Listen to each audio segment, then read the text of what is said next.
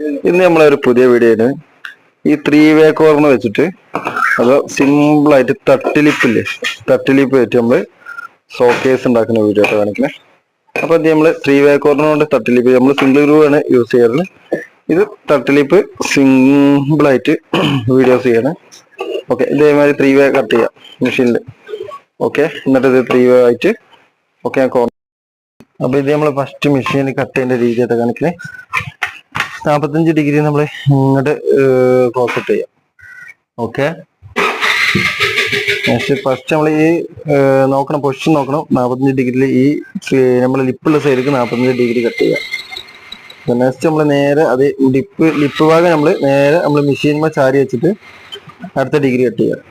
Okay, correct കോണ് to കോണ് ഇങ്ങനെ കിട്ടുന്ന രീതി.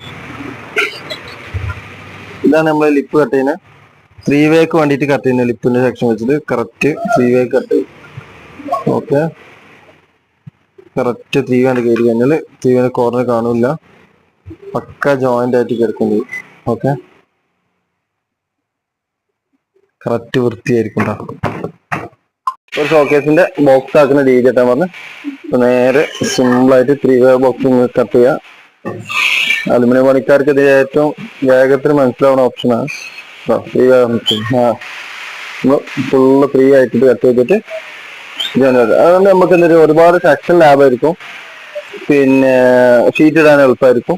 പിന്നെ ഇതിന്റെ ഈ ഷോക്കേസ് കഴിഞ്ഞ് വരുമ്പോഴുള്ള ഫിനിഷിംഗ് പോയിന്റ് ആയിട്ടുള്ള വീഡിയോസ് ഞാൻ ലാസ്റ്റ് കാണിക്കുന്നതാണ്. അപ്പൊ കണ്ടോ കേട്ടോ. ഇതിന്റെ ഫുൾ വീഡിയോ ഞാൻ യൂട്യൂബിൽ അപ്പ് ചെയ്യും. ഷോർട്ട്